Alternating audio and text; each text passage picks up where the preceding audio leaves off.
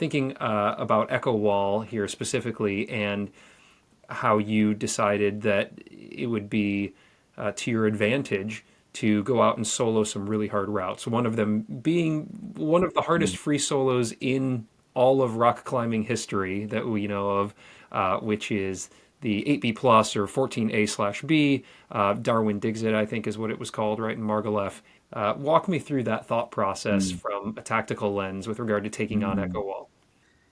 That was a very specific training challenge, if you like, where I had a sort of mindset problem that I had to overcome, which was that my project Echo Wall was my project at the time on Ben Nevis. I kind of had this rough idea that it might be about 8C, the 14B, sort of standard Mm. climbing, um, and that the protection, there is protection here and there. There's like a couple of runners on the pitch that are more than body weight. Um, there's like one good like brass RP, but you just have to go such a long way beyond it that the place where you would fall right at the end of the pitch when you're tired, you're going to hit the ground. So it's one of those routes where it's not a solo, but it's not far off it. Right. Um, so I felt like I'm basically soloing 8C, but just the idea of the grade It's crazy. was so high, like no one had soloed 8C. So so essentially, like when I sort of was going through this in my mind, you're thinking like, well, no one soloed 8C. Like, am I really the person who's going to do the first equivalent solo of an 8C? Am I Right. really up to that? It was like a mindset thing. So I felt like I have to solo an 8C, but I'd rather not do it with all the other things that go with a mountain trad route. Like with that project Echo Wall, one of the big challenges is actually getting the route in condition.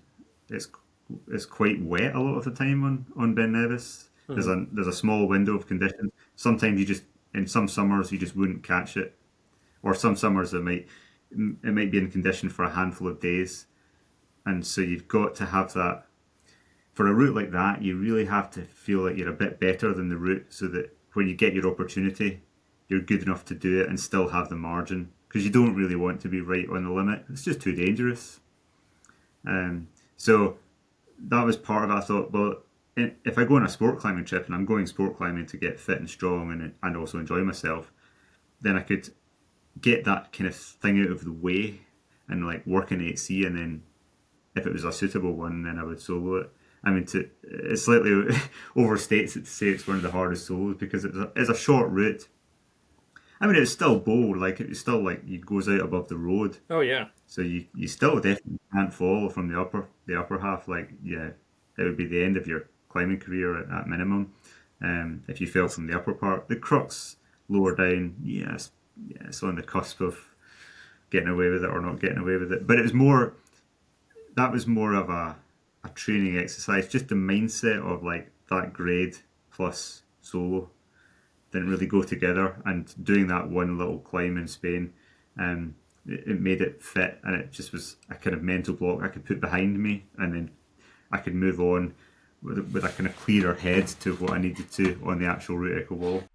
All right, y'all, just a quick second here to shout out today's sponsor, which is the Kaya Climb app. If you're bouldering outdoors or if you like to go check out bouldering areas, this app needs to be in your kit. I love it so much. They work with local experts to curate incredible guidebooks for over 50 of the top bouldering areas around and counting. We're talking GPS pinned coordinates to all the blocks, accurate descriptions, beautiful photos, and one of my favorite features, over 300,000 community uploaded beta videos. It's so good, it's so well designed. Hit that link below to try it for free. And if you upgrade to Kaya Pro to get even more features, well, use that link and you're going to get 20% off. All right, get out there and crush. Let's get back to the video. So how often had you climbed that one in Spain prior to soloing it, and how long did you climb Echo Wall on top rope prior to soloing it? Mm. So yeah, that route Darwin Dixon. I think I'd done it on a previous trip. I'd like red pointed it, and it was pretty hard for me at the time. I think it took me a couple of days to do. And then when I came back in the that was the spring of 2008, with the idea in the back of my mind that maybe that would be a good candidate to solo. I sort of went up it resting on the bolts, and then I think I pretty much red pointed it next go, and then I think I maybe did it another once, maybe twice. Took a rest day, and then just came back in the morning and just I did a small warm up and then just soloed it. It's Yeah, pretty intense to watch the video, which you've got up on your YouTube. There's some real dynamic movement through the crux. I mean, feet cutting moves to, I mean, yeah, at least one was a decent jug that you kind of matched on your wrist, and then it looks like you yeah, pulled into some pretty shallow pockets and some monos, maybe a strength of yours, considering the three finger drag and how you've worked that grip so often. But can you talk me through maybe the crux sequence of that route and uh, what you needed to do in order to execute, maybe what was going through your head as well? yeah. Well, it starts up this more or less a roof, and it's on pretty positive holds. They're not. They're like finger jugs, what we call finger jugs, you know. But they're pretty good holds. Not what I They're call them. not quite the whole hand, you know.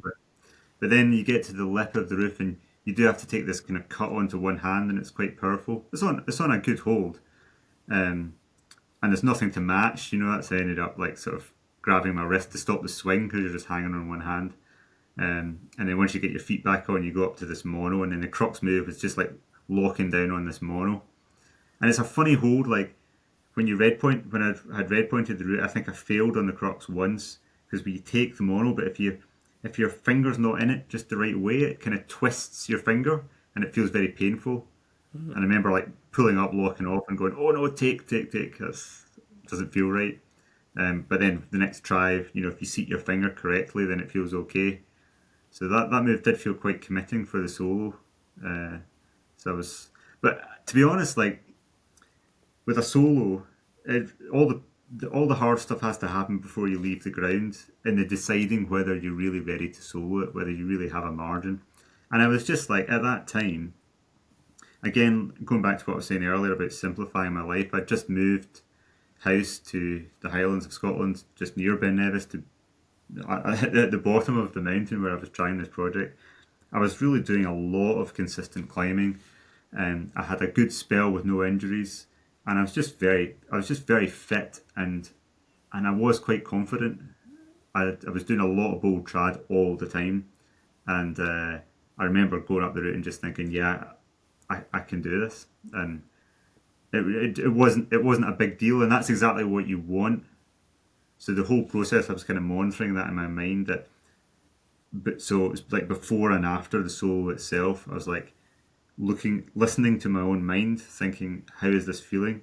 And it felt like it just wasn't a big deal, and that's what made it off. That's what made it feel right to solo the route in Spain, and that also then set me up to do Echo Wall, because it was like I I was thinking, I listen to my own mind. I predict it's going to be fine, and then it's fine, and it's going to be the same on Ben Nevis.